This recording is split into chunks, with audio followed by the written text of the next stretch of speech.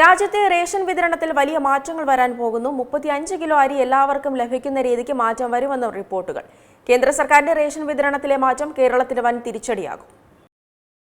രാജ്യത്തെ റേഷൻ വിതരണത്തിൽ വലിയ മാറ്റങ്ങൾ വരാൻ പോകുന്നു. അർഹതപ്പെട്ട ആളുകളിലേക്ക് കൃത്യമായി റേഷൻ വിതരണം ചെയ്യുന്നതിനാണ് സർക്കാർ ഇപ്പോൾ പുതിയ മാനദണ്ഡങ്ങൾ കൊണ്ടുവരുന്നത്. AAY, PHH, NPHH, NPHH white എന്നിങ്ങനെ 4 തരങ്ങളാണ് നിലവിൽ റേഷൻ കാർഡുകൾ ഉള്ളത്. ഇവ ഓരോന്നു വഴിയും വ്യത്യസ്ത രീതിയിലുള്ള റേഷൻ വിഹിതമാണ് ഇന്ന് ഓരോരുത്തരും വാങ്ങുന്നത്. അന്ത്യോദയ അന്നയോജന അഥവാ AAY കാർഡുടമകൾക്ക് പരമാവധി സബ്സിഡിയിൽ സൗജന്യമായി ഭക്ഷ്യധാന്യങ്ങൾ ലഭിക്കുമെന്നതാണ് പ്രത്യേകത.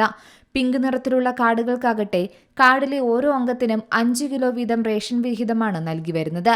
നീലക്കാർഡിനാണെങ്കിൽ ഭാഗികമായ സബ്സിഡിയിൽ മാത്രമാണ് റേഷൻ ലഭിക്കൂ.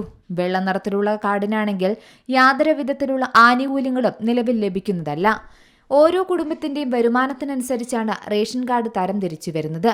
കുറഞ്ഞ വരുമാനമുള്ളവരും രോഗികളും ഉൾപ്പെടെ മഞ്ഞക്കാർഡിലാണ് പെടുന്നത്.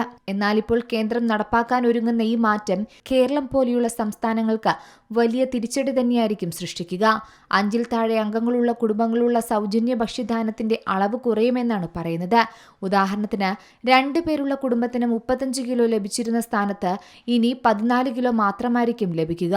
ഒപ്പം കുടുംബത്തിൽ 5 പേരിൽ കൂടുതലുണ്ടെങ്കിൽ പരമാവധി 35 കിലോ മാത്രമായിരിക്കും ലഭിക്കുകയെന്നാണ് പറയുന്നത്. മഞ്ഞക്കാർഡ് കുടുംബങ്ങളുടെ വലിപ്പവുമായി ബന്ധപ്പെട്ട് അസമത്വം നിലനിൽക്കുന്നുവെന്നാണ് കേന്ദ്രത്തിന്റെ വാദം. ചെറിയ കുടുംബങ്ങളിലെ ഒരംഗത്തിന് കൂടുതൽ അളവ് ലഭിക്കുമ്പോൾ കൂടുതൽ അംഗങ്ങളുള്ള കുടുംബങ്ങളിൽ പ്രതിശീർഷ അളവ് കുറയുന്നുവെന്നാണ് സർക്കാർ പറയുന്നത്.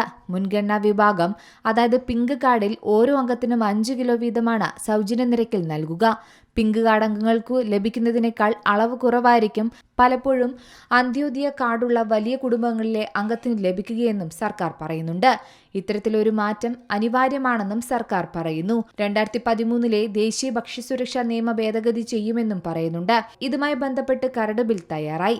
നിയമ ഭേദഗതിയിൽ ഭക്ഷ്യ പൊതുവിതരണ വകുപ്പ് പൊതുജനാഭിപ്രായം തേടിയിരിക്കുകയാണ്. ജൂലൈ 13 വരെ അഭിപ്രായം അറിയിക്കാം. ഭക്ഷ്യവിതരണത്തിലെ അസമത്വം പരിഹരിക്കാനാണ് കേന്ദ്ര സർക്കാർ ശ്രമിക്കുന്നതെന്നാണ് പറയുന്നത്. നിലവിൽ അംഗങ്ങളുടെ എണ്ണം പോലും പരിഗണിക്കാതെ ഒരു കുടുംബത്തിന് 35 കിലോ ധാന്യം എന്ന രീതിയിലാണ് വിതരണം ചെയ്യുന്നത്. News desk Zee Malayalam news. ഏറ്റവും പുതിയ വാർത്തകളും വിശേഷങ്ങളും വിരൽത്തുമ്പിലറിയാൻ സീ മലയാളം ന്യൂസ് എല്ലാ ഡിജിറ്റൽ പ്ലാറ്റ്ഫോമുകളിലും ലഭ്യം.